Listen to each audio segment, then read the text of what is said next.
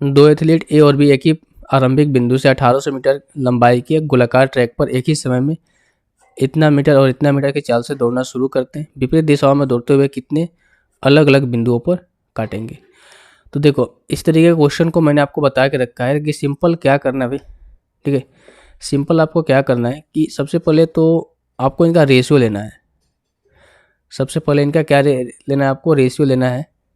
तो अगर मैं इनका रेशियो लूँगा तो वो कितना हो जाएगा भाई, 9/6 होगा, 3 दूनी का 6, 3 3 9, यानी कि 3/2, ठीक है, 3/2।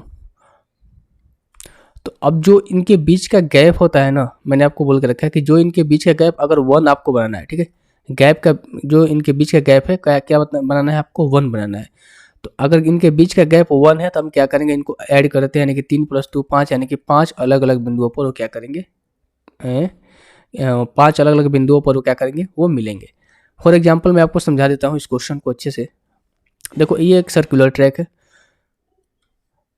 अब ये आपको भूल जाओ कि 1800 मीटर दे रखा है, कितना मीटर का, आप ये चीज़ एक बार के लिए आप भूल जाओ।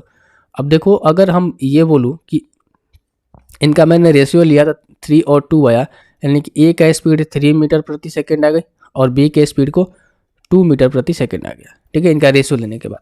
आप इस तरीके से समझो कि दोनों एक ही समय में एक ही आरंभिक बिंदु से दौड़ना स्टार्ट करते हैं और विपरीत दिशाओं में दौड़ रहे हैं, ठीक है, अलग अलग डायरेक्शन में जो दौड़ रहे हैं, यानी कि ये एक इधर जा रहा है, एक ये इधर जा रहा है। सेम डायरेक्शन के लिए केस थोड़ा सा अलग होता है। अब यहाँ से देखिए, अगर मान लो कि मैं आपसे ये बोलूँ कि ए जो है 3 मिनट में, ए जो है 1 सेकेंड में 3 मिनट का दूरी तय करता है। ए जो है 1 सेकेंड में 3 मिनट की दूरी तय करता है। तो 3 मिनट की दूरी मान लो, और ये टोटल के टोटल जो लेंथ है इस ट्रैक का कितनी है, 5 मीटर का है। टोटल जो लेंथ है इस ट्रैक का 5 मीटर का है।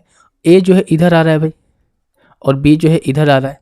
तो आप हमें बताओ कि ए जो है 3 मीटर का डिस्टेंस ट्रेवल करेगा, तो कहीं ना कहीं यहाँ पर ए आ जाएगा दौड़ते दौड़ते, और बी अगर इधर से आएगा तो बी भी यहाँ पर आएगा 2 मीटर, क्योंकि सेम समय में स्टार्ट करें तो बी भी यहाँ पर आएगा। तो पहला मीटिंग पॉइंट आपका क्या हो गया, ये हो गया, ठीक है भाई। अब मैं पेन चेंज कर देता हूँ।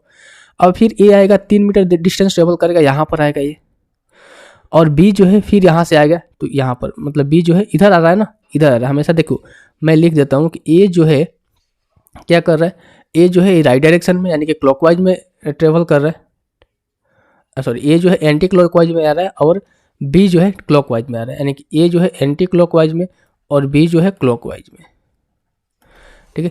तो अगर ए जो है ट्रेवल करते करते 3 मीटर यहाँ पर है और बी फिर इधर से ट्रेवल करते करते यहाँ पर आएगा, यानी कि दूसरा मीटिंग पॉइंट आपका कहाँ हो गया, यहाँ हो गया। इसी तरीके से मैं फिर पेन चेंज करूँगा, फिर ए आएगा करते करते यहाँ पर आएगा ये, यानी कि इस पॉइंट पर आया, और फिर बी जो है यहाँ से आएगा फिर इस पॉइंट पर, यानी कि ये तीसरा मीटिंग पॉइंट हो गया ना भाई। उसी तरीके से अब देखो चौथा मीटिंग पॉइंट के लिए क्या होगा, फिर ए जो है यहाँ से आएगा इस पॉइंट पर आएगा, ठीक है, इस पॉइंट पर आएगा, ये इधर से जा रहा है, ठीक है, ए इधर से जा रहा है। तो फिर यहाँ से दौड़ते मान लो ए इस पॉइंट पर आया, तो ये हो गया ए, और फिर बी जो है, चूंकि बी जो है इधर से आ रहा है, ठीक है, हाँ बी जो है इधर से आ रहा है, तो बी जो है फिर पॉइंट करते करते फिर यहाँ पर आएगा, क्योंकि बी यहाँ पर है तो फिर यहाँ से आएगा यहाँ पर आएगा। तो ये हो गया आपका चौथा मीटिंग पॉइंट। और एक और मीटिंग पॉइंट होगी, कहाँ पर होगी, फिर यहाँ से ए जो है आएगा फिर इस पॉइंट पर और बी जो है इस पॉइंट पर आएगा, यानी कि ए और बी।